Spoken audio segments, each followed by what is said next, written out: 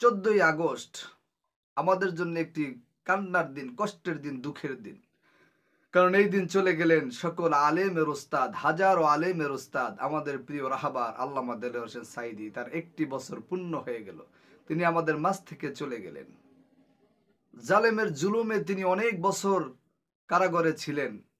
এরপর অবশেষে জালেমের ষড়যন্ত্রে, শেখ হাসিনার ষড়যন্ত্রে তিনি শেষ নিঃশ্বাস ত্যাগ করতে হলো।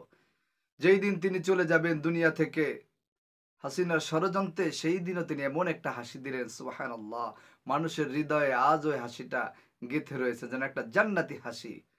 তিনি আমাদের প্রিয় মানুষ, তিনি আমাদের হৃদয়ে থাকবেন, আছেন, তাকে আমরা অনেক ভালোবাসি। তিনি চলে গেছেন, তার জন্য আমরা দোয়া করব।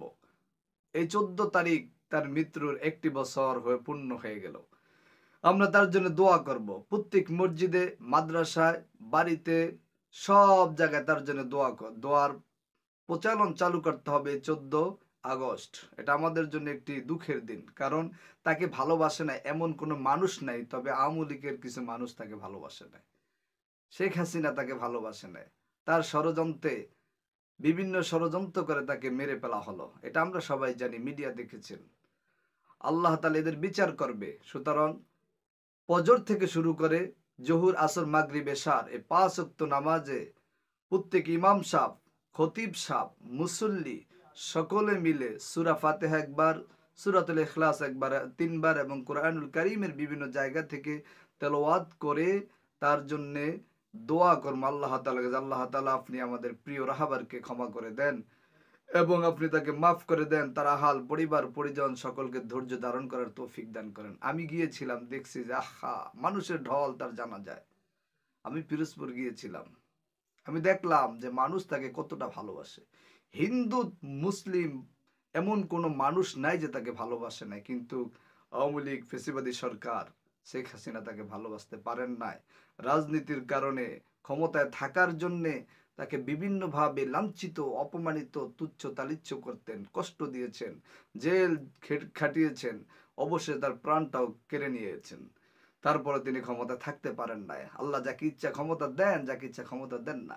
সুতরাং আমরা সকল মানুষ তার জন্য দোয়া করব যে আল্লাহ তার কবরটাকে জান্নাতের টুকটা বানিয়ে দেব। মাদ্রাসা থেকে দোয়া করবেন ওস্তাদরা, মসজিদ থেকে ইমাম সাহেবরা দোয়া করবেন মুসল্লিদেরকে নিয়ে, জহুর, আসর, মাগরিব গোটা দিনটাই তার জন্য দোয়া করবেন। এটা আমাদের জন্য একটি কষ্টের দিন, কারণ আমাদের প্রিয় মানুষটাকে আমরা হারিয়ে ফেলেছি। ছোট্ট কালে তার ওয়াজ শোনেন এমন মানুষ নাই, সবাই তার ওয়াজ শুনতেন, আমরা তার ওয়াজ শুনে আজকে এতটুকু শিখেছি। আমরা তার ওয়াজের মধ্যে কত মধু কণ্ঠে তিনি ওয়াজ করতেন, আল্লাহু আকবার। তার ওয়াজগুলো শুনে মানুষ নামাজ বেনামাজি নামাজ পড়তেন, চোর চুরি করা ছেড়ে দিয়েছেন, তার কণ্ঠে আল্লাহ তাআলা মাধুর্য ঢেলে দিয়েছেন। আল্লাহ তাআলা তার কণ্ঠে মণিমুক্তা ঝরতে যখন তিনি কথা বলতেন, বৌদ্ধ, হিন্দু, খ্রিস্টান এরা এসে মুসলিম হয়ে যেত, হাজারো মানুষ মুসলমান হইতেন। ওই মানুষটাকে আমরা হারিয়ে ফেলেছি। সুতরাং এই দিনটাকে আমরা স্পেশাল দিন হিসাবে, আমরা আমরা এই দিনটাকে স্পেশাল দিন হিসাবে পালন করব এবং এই দিনে আমরা তার জন্য আমাদের অন্তর থেকে দোয়া করব। দোয়া তো অবশ্যই চলে আসে, এই মানুষের জন্য দোয়া আসবে না? আসবে বঙ্গবন্ধুর জন্য, আসবে আওয়ামী লীগ জালেমদের জন্য। আমরা এর জন্য, আমরা যারা আল্লামা দেলোয়ার হোসেন সাঈদীকে বিভিন্নভাবে ষড়যন্ত্র করে হত্যা করেছেন, কষ্ট দিয়েছেন, আমরা এর বিচার চাই। আল্লাহ তাআলা এই জালেমদের জুলুম থেকে আমাদেরকে হেফাজত করুক, আমিন। আসসালামু আলাইকুম ওয়া রাহমাতুল্লাহি ওয়া বারাকাতুহু।